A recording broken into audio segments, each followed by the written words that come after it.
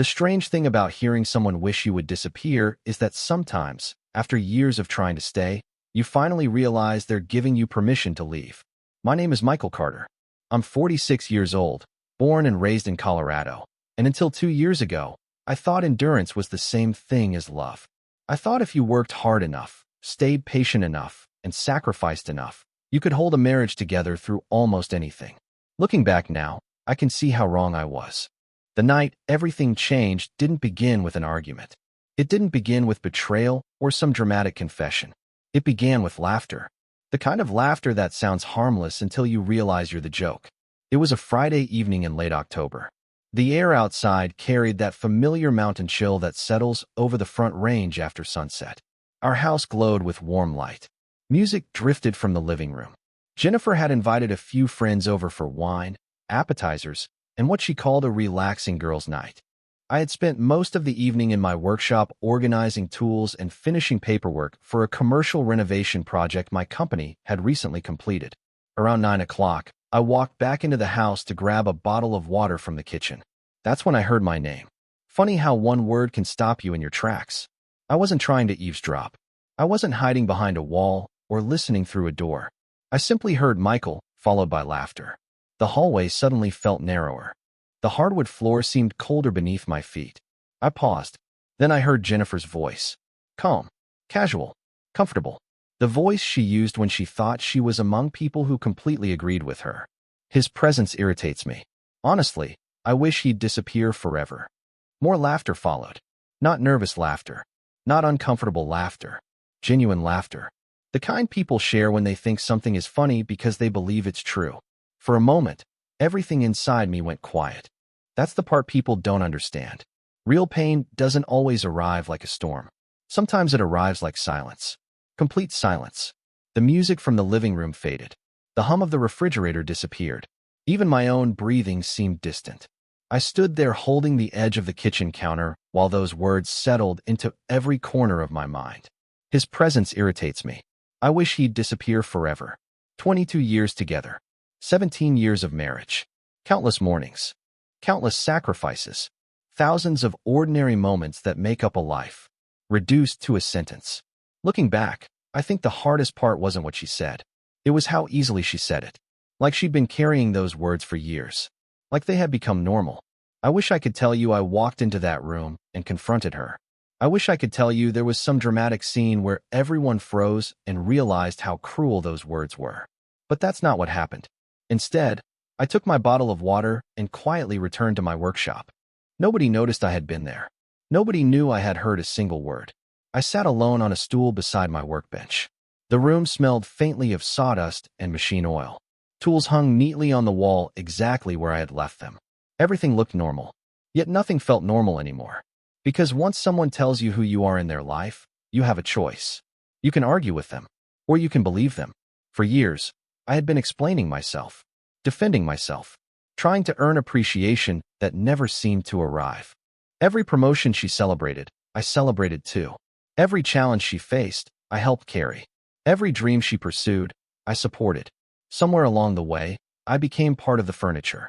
Useful, familiar, invisible. The clock on the wall ticked steadily toward 10. Laughter occasionally drifted down the hallway. Jennifer's voice mixed with the others. Light, carefree, happy. And sitting there in that workshop, I felt something unexpected. Not anger, not heartbreak. Relief. Small at first. Almost impossible to recognize. Then stronger. Because for the first time in years, I wasn't wondering how to fix my marriage. I wasn't searching for the right conversation or the right compromise. I wasn't trying to become someone easier to love. Jennifer had already given me my answer. She just didn't realize it. I remember staring at a family photograph sitting on a shelf above my desk. The two of us smiling on a beach in California 15 years earlier. Back when we still looked at each other like partners. Back when we still believed the future belonged to both of us.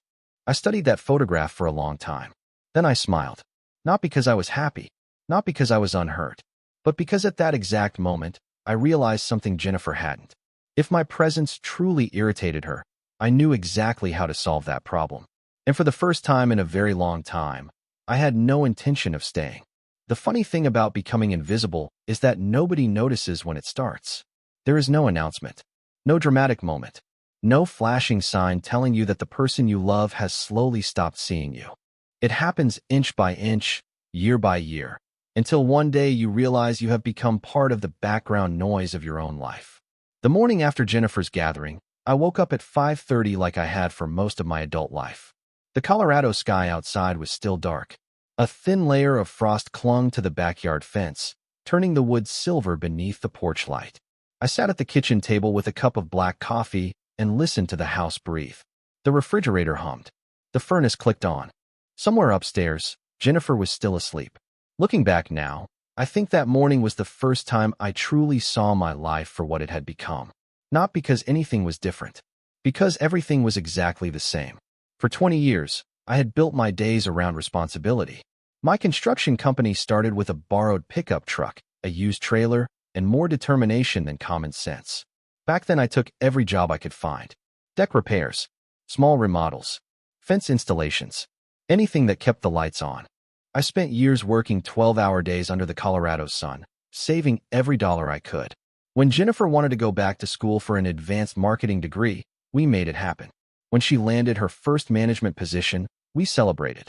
When she worked late nights preparing presentations, I handled dinner. I never thought of those things as sacrifices. That was marriage.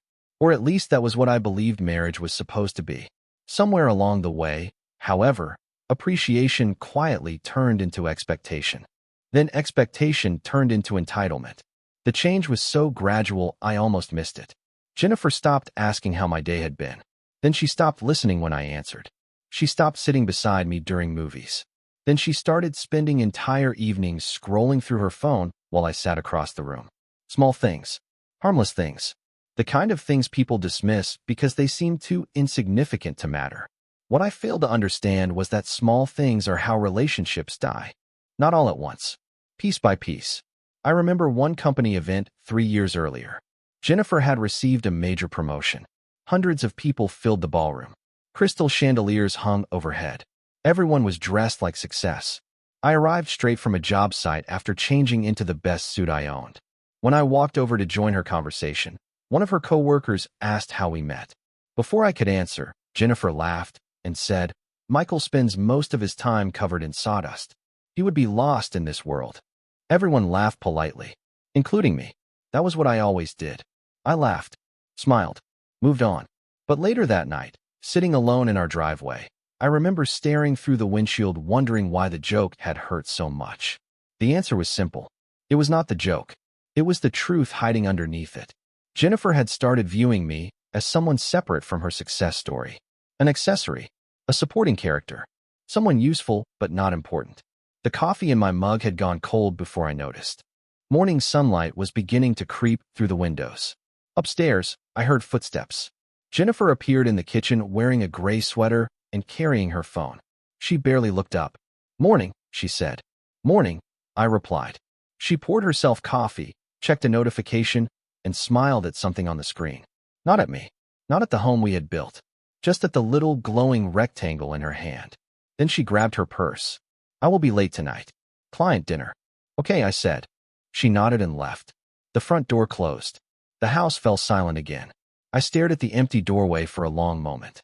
Strange how a person can leave a room and somehow take all the warmth with them. Yet for the first time, I was not asking how to bring it back. For the first time, I was asking a different question. What would my life look like if I stopped trying to earn a place in someone else's world and started building one of my own?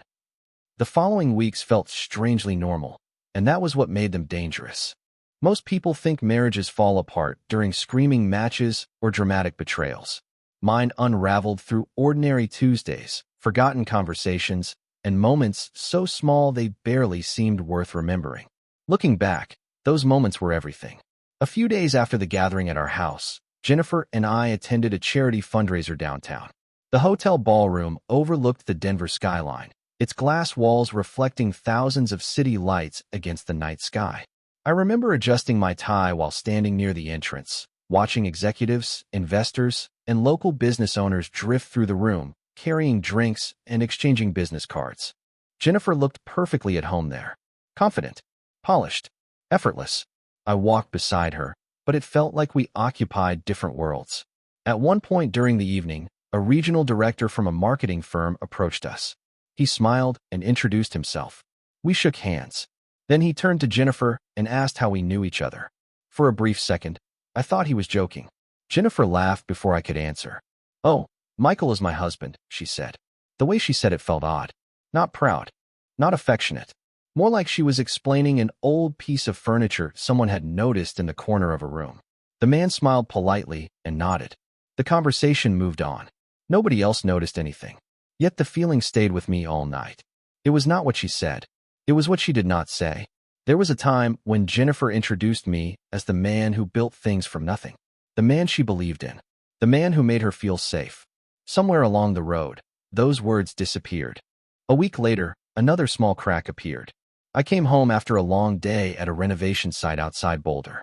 The October wind carried the scent of pine through the neighborhood. My truck was coated with dust from the job site. I walked through the front door expecting a quiet evening. Instead, I found Jennifer and two friends sitting around the kitchen island drinking coffee. The moment I entered, conversation paused. Not completely, just enough for me to notice. One of her friends smiled awkwardly. Jennifer glanced at me and said, "We are talking about work stuff. You would probably find it boring." Maybe she meant nothing by it. Maybe she did. Either way, I grabbed a bottle of water and headed upstairs. Halfway up the staircase, I heard laughter behind me. Soft laughter. The kind that follows after someone leaves the room. That night, I lay awake staring at the ceiling while moonlight painted pale rectangles across our bedroom wall. Jennifer slept beside me. The distance between us was less than 3 feet. It felt like 300 miles. What I did not realize then was that the loneliness had already become familiar. Familiar loneliness is dangerous because eventually you stop fighting it. You stop questioning it. You accept it as part of your daily routine. Then came my birthday. 46 years old. Nothing special. I have never been a man who needed big celebrations. A steak dinner. A quiet evening. Maybe a phone call from a few friends. That was enough. Jennifer forgot. Not intentionally, I think. At least I hope not. She left early for work. Came home late. Ordered takeout because she was tired. Around 9:30 that evening, she glanced at her phone calendar and froze. "Oh my God," she said. "Today was your birthday." She looked genuinely surprised. I smiled and told her not to worry about it. And I meant it. The strange part was that I was not angry. I was not disappointed. I simply felt tired. Deep down, I think something inside me had already begun letting go. The next morning, while driving to a project meeting, I found myself replaying dozens of moments from the past few years. The forgotten birthday, the charity event, the kitchen conversation, the jokes, the dismissive comments. Individually, none of them seemed catastrophic. Together, they formed a pattern I could no longer ignore. The realization settled over me like fresh snow covering a field. Quiet, cold, impossible to deny. Jennifer did not wake up one morning and decide to stop valuing me. The process had happened slowly. So slowly neither of us recognized it. But now I could see it clearly. Every overlooked sacrifice, every careless remark, every moment I made excuses for behavior that should have concerned me. Sitting at a red light beneath a gray Colorado sky, I finally admitted something to myself. The marriage I had spent years trying to save might already be gone. The only question left was whether I was willing to keep pretending it was still alive. Once you stop trying to save something, you begin seeing it differently. The pressure disappears. The constant calculations disappear. You stop wondering what to say next and start paying attention to what is actually happening. That was where I found myself during the weeks that followed. I did not confront Jennifer. I did not announce any grand decision. I simply observed. The strange thing was that the more I stepped back emotionally, the more obvious everything became. Every morning followed the same pattern.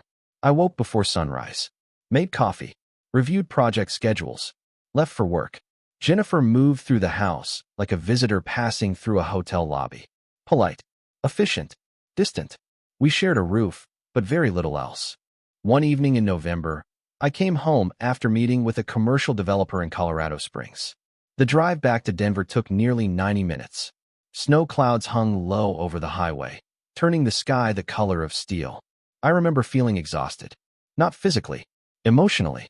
The kind of exhaustion that settles into your bones after carrying something for too long. Jennifer was sitting on the couch when I walked in. Her laptop rested on her knees. She barely glanced up.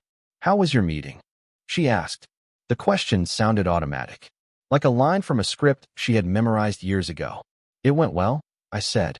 We landed the contract. She nodded without looking away from the screen. That is good. Then she continued typing. The conversation lasted less than 10 seconds. Yet it told me everything. Years ago, she would have asked questions.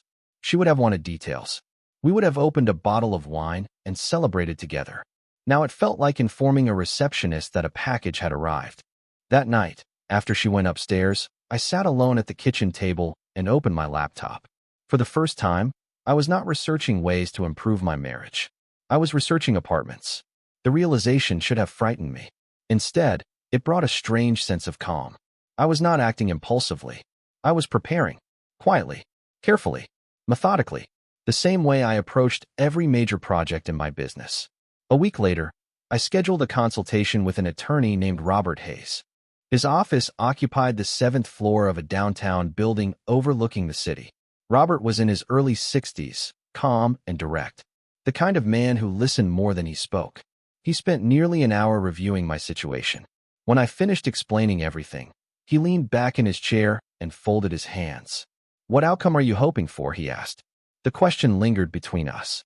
I thought about it for several seconds. Then I answered honestly. "Peace." Robert nodded slowly. "That is a better answer than revenge." Walking out of that office, I felt lighter than I had in years. Not because my problems were solved, because for the first time, I was moving forward instead of standing still. December arrived. Christmas decorations appeared throughout the neighborhood. Houses glowed with white lights. Families gathered. Holiday music played from storefront speakers. Jennifer and I attended parties, smiled for photographs, exchanged gifts. To everyone around us, we probably looked normal. But inside, something had fundamentally changed. I was no longer trying to convince her of my value. I was no longer asking for appreciation. I was building an exit plan.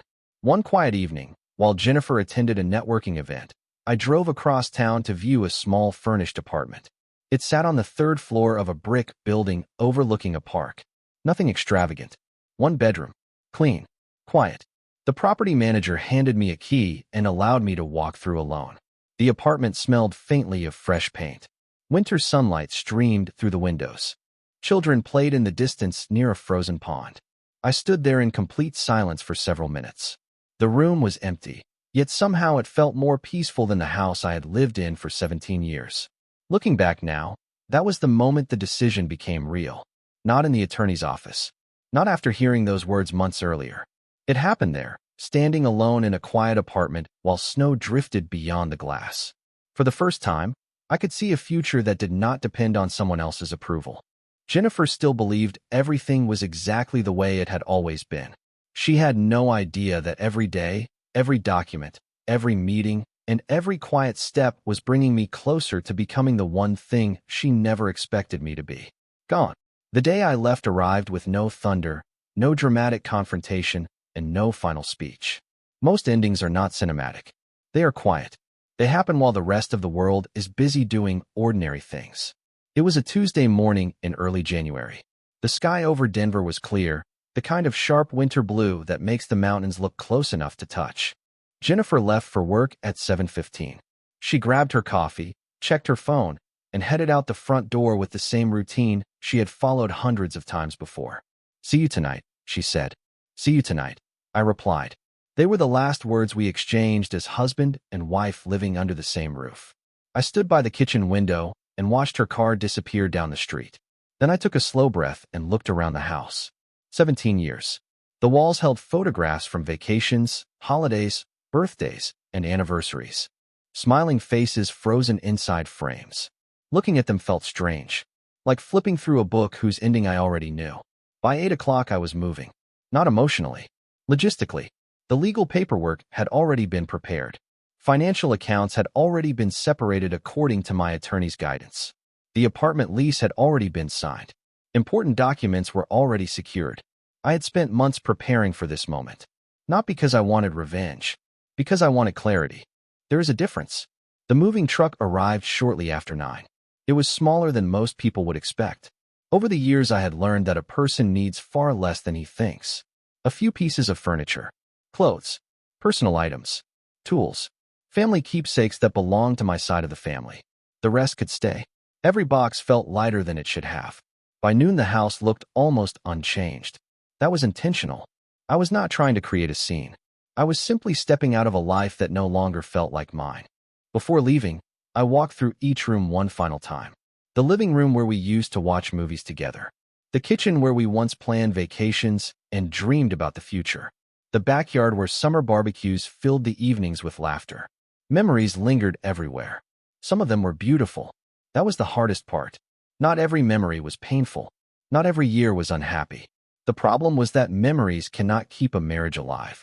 Only people can do that. Around 1:30 in the afternoon, I placed a single envelope on the kitchen counter. Inside were the documents Jennifer would need. Clear instructions. Contact information for Robert Hayes. Nothing emotional. Nothing cruel. No accusations. No blame. Just facts. Looking back, I think that envelope said more than any argument ever could. Then I picked up my keys and left. The front door closed quietly behind me. No dramatic slam. No final glance over my shoulder. Just a simple click. I drove across the city toward my new apartment while sunlight reflected off patches of snow along the roadsides. The traffic felt normal. People rushed between meetings. Delivery trucks made their routes. Students crossed intersections carrying backpacks. Nobody knew that my entire life had changed that afternoon. And somehow that felt comforting. By the time Jennifer pulled into the driveway after work, I was sitting in my new apartment watching the sun disappear behind the Rocky Mountains. I imagine the first thing she noticed was the silence. Not because the house was empty, because something felt different. Familiar spaces carry their own energy. When someone leaves for good, the absence arrives before the understanding does. My phone remained face down on the kitchen table beside me. At 6:12, it rang. Jennifer. I let it go to voicemail. A few minutes later, another call. Then another. Then a text message. Where are you? 10 minutes later. Michael. Then another. What is going on? The messages continued as darkness settled outside my window. Concern first. Then confusion. Then frustration. I did not respond. Not out of anger. Not out of cruelty. Because there was nothing left to explain. Everything important had already been explained through years of conversations that had never been heard. Sitting there in the quiet of my new apartment, listening to the distant sound of traffic below, I realized something unexpected. For the first time in years, the silence did not feel lonely. It felt peaceful. People imagine freedom feels dramatic when it finally arrives. They imagine fireworks, relief, or some overwhelming sense of victory. The truth is quieter than that. Freedom often arrives disguised as ordinary mornings. 3 weeks after moving into the apartment, I settled into a routine that felt unfamiliar at first. Then it started feeling natural. I woke up before sunrise, made coffee, reviewed project schedules, and headed to work. The difference was that when I came home at night, the air felt lighter. There was no tension waiting behind the front door. No silent disappointment hanging over every conversation. Just peace. Meanwhile, Jennifer was discovering something neither of us had fully understood before. The life we built had always looked effortless from the outside. What she never saw were the thousands of small things happening underneath the surface. I handled property taxes, home maintenance, insurance renewals, contractor scheduling, vehicle registrations, investment reviews, vendor relationships, emergency repairs, the countless invisible details that keep a household running smoothly. Nobody notices those things when they are done correctly. They only notice when they stop happening. Robert Hayes called me one afternoon after a meeting. Jennifer's attorney reached out, he said. Nothing unusual, mostly questions about assets and logistics. I thanked him and ended the call. Then I sat quietly in my truck for a moment. Looking across the construction site, I realized I felt no satisfaction from hearing that. Months earlier I probably would have. Now it simply felt like another step in a process that had already been decided long ago. February arrived with heavy snowstorms across Colorado. One evening, as I reviewed project estimates in my apartment, my phone lit up with a text message from Jennifer. It was the first direct message she had sent in nearly 2 weeks. The furnace stopped working. Do you know who usually services it? I stared at the screen. Such a simple question. Yet it carried more weight than she realized. For years she never needed to ask. The answer had always been handled before the question appeared. I sent her the company's contact information and wished her luck. Nothing more. A few minutes later, she replied with a simple thank you. That was all. Looking back, I think that message represented something much larger than a broken furnace. It was the first crack in the illusion that independence and freedom were the same thing.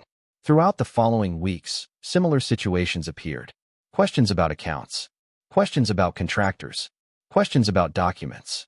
Not because Jennifer was incapable. She was intelligent and successful. The problem was that she had spent years dismissing responsibilities she never needed to think about because someone else quietly carried them. Spring slowly pushed winter aside. Snow melted from sidewalks. Trees began showing hints of green. My business continued growing. Several commercial contracts I had spent years pursuing finally came through. New clients arrived through referrals. Revenue increased. For the first time in a long while, I found myself looking ahead instead of looking backward. Then came the moment that surprised me most. One Saturday morning, I stopped by a local coffee shop near the apartment. The place overlooked a small park where families walked their dogs and children rode bicycles along paved trails. I sat near the window with a cup of coffee and a notebook full of project plans. Across the glass, sunlight reflected off the pond like scattered silver. And suddenly I realized I was happy. Not temporarily distracted. Not pretending. Actually happy. The realization caught me off guard. For years I had believed happiness depended on fixing my marriage, on earning appreciation, on becoming someone worthy of being valued. Yet sitting there alone, I understood something I should have learned much earlier. Peace does not come from convincing someone to see your worth. It comes from finally seeing it yourself. What I did not know was that while my life was beginning to stabilize, Jennifer's understanding of the past was only beginning. The woman who once viewed my absence as a solution was slowly discovering the true cost of everything she thought she no longer needed. By the time summer arrived, nearly 6 months had passed since I left the house. The divorce process moved steadily through attorneys and paperwork, but my daily life had become surprisingly simple. Work, friends, weekends in the mountains, quiet evenings with a book and a cup of coffee. Nothing extraordinary. Yet somehow it felt richer than the life I had spent years trying to protect. What I did not fully understand at the time was that Jennifer was living through a completely different season. One afternoon, Robert called after a routine legal meeting. His voice carried the same calm professionalism it always did. "There is nothing urgent," he said, "but I think you should know something. Jennifer seems different lately." I leaned back in my office chair and looked through the window toward the construction yard below. Workers moved between equipment while forklifts carried supplies across the property. "Different how?" I asked. Robert paused. Less angry, more reflective. After the call ended, I found myself thinking about those words longer than I expected. Reflection usually arrives after certainty leaves. Looking back, I think that was exactly what had happened. For years, Jennifer had been certain. Certain that I would always be there.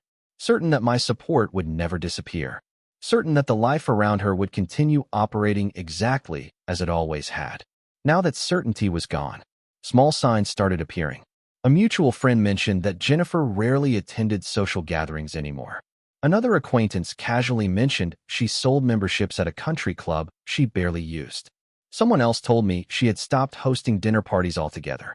None of those details meant much individually. Together, they painted a picture. The life she once enjoyed looked different when she had to carry it alone. One Saturday morning, I received an unexpected email. Not from Jennifer. From Melissa Grant, one of the friends who had been present the night everything changed. Her message was short and polite. She wanted to apologize. No elaborate explanation. No attempt to rewrite history. Just a simple acknowledgement that she had witnessed things she should have spoken up about much earlier. I read the email twice before closing it. Strange how accountability feels when it finally arrives. It does not erase anything, but it confirms that you were not imagining what happened. Weeks later, I learned something else. Jennifer had begun handling every aspect of her household herself. Contractors, repairs, insurance, financial planning, maintenance schedules, appointments, deadlines. All the invisible responsibilities that had quietly existed in the background for years. Responsibilities she once dismissed because she rarely had to think about them. One evening I stopped at a grocery store after work. The parking lot glowed orange beneath the setting sun. Shopping carts rattled across the pavement. Families loaded groceries into SUVs. Ordinary life unfolding all around me. As I pushed my cart toward my truck, I caught myself smiling. Not because anything remarkable had happened, because I felt content. The kind of contentment that arrives when your life finally aligns with reality. For years I had been trying to preserve an image of happiness. Now I was experiencing the real thing. Then autumn arrived again. Almost a full year had passed since that evening in our house. The air turned cooler. Leaves changed color across Colorado. My company hosted a business development event at a downtown hotel. Several clients, investors, and local business owners attended. It was the sort of gathering I used to dread. This time felt different. I stood near a large window overlooking the city skyline, speaking with a group of developers about an upcoming project. Laughter drifted through the room. Glasses clinked softly. The atmosphere felt relaxed and professional. Then I noticed movement across the ballroom. Jennifer had entered with colleagues from her firm. For a moment, neither of us moved. The distance between us could not have been more than 40 feet. Yet it felt like an entirely different lifetime stood between us. She looked almost exactly the same confident posture, the same careful appearance. But her eyes were different, less certain, more thoughtful. Our gazes met briefly. I expected anger, resentment, awkwardness. Instead, I saw something else. Recognition. The kind that arrives when someone finally understands the value of what they lost. I nodded politely. Nothing more. Then I returned to my conversation. Because the truth was simple. I no longer needed her regret to validate my worth. I already knew it. 2 weeks after the event downtown, I received a message I had known would eventually arrive. It appeared on my phone late on a Thursday evening while I was reviewing project proposals at my kitchen table. Outside, rain tapped softly against the windows. The city lights reflected across the wet pavement below my apartment. The message was simple. Can we talk? Just 3 words. No explanation. No argument. No urgency. Yet I stared at the screen for nearly a minute before setting the phone down. Looking back, I think that moment mattered because it revealed how much had changed. A year earlier, I would have responded immediately. I would have wondered what she was thinking, what she needed, how I could help. Now I simply returned to my paperwork. The message remained unanswered until the following afternoon. Eventually, I replied with a single sentence. What would you like to discuss? Her response came almost instantly. Please, just one conversation. We agreed to meet the following Saturday at a quiet coffee shop halfway between our neighborhoods. The same place where business professionals often held meetings and students spent afternoons studying. Neutral ground. No emotional history attached to it. Saturday arrived with cool autumn air and clear skies. I arrived a few minutes early and chose a table near the window. People moved along the sidewalk, carrying shopping bags and cups of coffee. Ordinary life continued outside while I waited. Jennifer walked in exactly on time. For a moment, I barely recognized her. Not because she looked dramatically different, because something about her energy had changed. The confidence I remembered was still there, but softer now, less certain. She sat across from me and offered a small smile. Thank you for coming. Of course, I said. For several seconds, neither of us spoke. The silence felt uncomfortable at first, then strangely honest. Finally, Jennifer looked down at her coffee cup and exhaled slowly. I owe you an apology. I did not respond. I simply listened. She nodded to herself before continuing. Actually, I owe you many apologies. Her voice remained calm, but I could hear the weight behind it. The kind of weight that only arrives after someone has spent a long time thinking. For a long time, I convinced myself that I was unhappy because of you, she said. It was easier than looking at myself.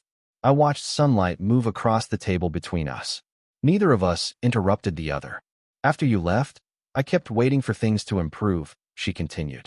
I thought freedom would solve everything. I thought I would feel relieved. She laughed softly, though there was no humor in it. Instead, I started seeing things I ignored for years. Looking back, I realized this was not the same woman who had once spoken with certainty about everything. Life had humbled her, not through punishment, through perspective. I took you for granted, she said quietly. Every day? For years. The words hung in the air between us. I noticed she was no longer trying to defend herself. No excuses. No explanations. Just honesty. You carried more than I ever acknowledged, she continued. And I spent years acting like it did not matter.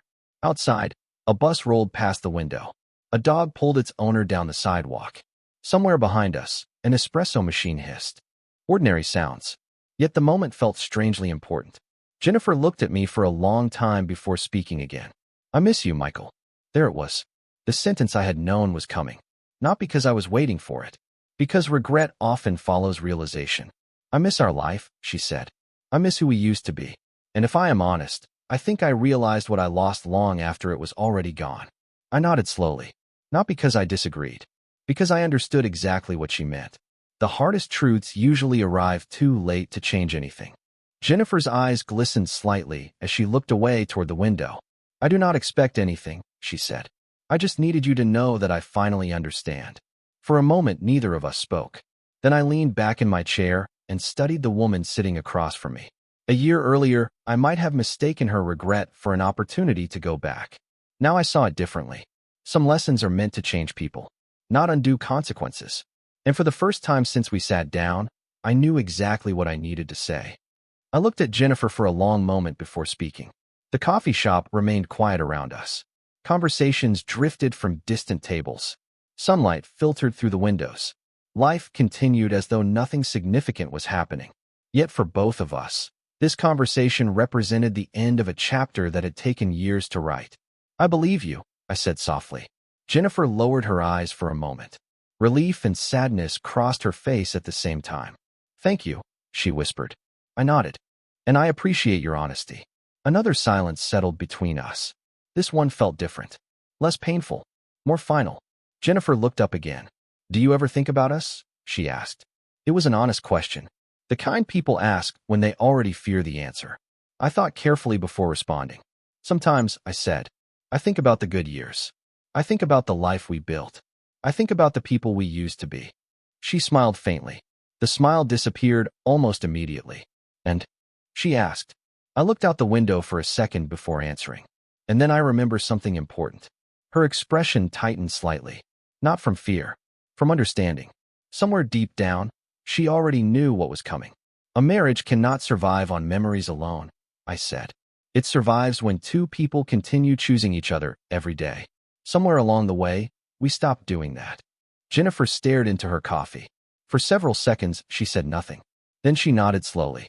You are right. There was no argument. No attempt to rewrite the past. Just acceptance. Looking back, I think that acceptance was the most honest thing either of us had given each other in years. After a while, she looked up again. I wish I had realized it sooner. I smiled gently. Not because I found the situation amusing. Because I understood exactly what she meant. I know, I said. Tears gathered in her eyes. She quickly brushed them away. I really am sorry, Michael. The words carried none of the defensiveness that once existed between us. They were simple, genuine, human. I believed her completely. The strange thing was that believing her no longer changed anything. A year earlier, those words might have been enough to pull me back. Now they simply brought closure. I know you are, I said. And I hope you find happiness. She looked surprised by that answer. Maybe she expected anger. Maybe she expected resentment. The truth was simpler. Carrying bitterness would only keep me tied to a version of my life I had already left behind. We talked for another 20 minutes. About work. About mutual friends. About ordinary things. Eventually, the conversation reached its natural ending. Neither of us needed to force it. Jennifer stood first. I stood as well. For a moment, we simply looked at each other. Two people who once shared everything. Two people who now shared only history. Take care of yourself, she said. You too, I replied. Then she turned and walked toward the door. I watched her leave. Not with sadness. Not with triumph. Just acceptance. The door closed behind her. Sunlight spilled across the sidewalk outside. And that was it. No dramatic ending. No final argument. No revenge. Just two people finally understanding the truth. I remained at the table for several minutes after she left. Thinking. Reflecting. Grateful. Because the greatest lesson I learned was not about marriage. It was about self-worth.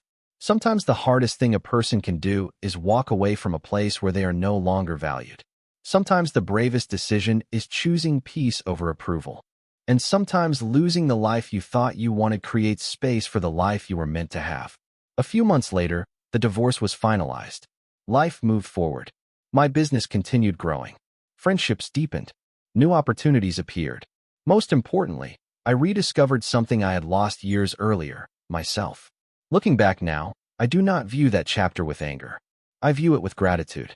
Because the moment I stopped trying to convince someone else of my value was the moment I finally recognized it myself.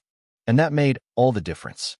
If you have watched this story all the way to the end, I would genuinely love to know your thoughts. Do you think Michael made the right decision, or would you have handled things differently? Share your perspective in the comments because every experience brings a different lesson. And if stories about resilience, personal growth, and finding strength after difficult moments resonate with you, consider subscribing to the channel so you do not miss future journeys like this one. Sometimes the most powerful endings are not about getting even. They are about finding peace and continuing forward.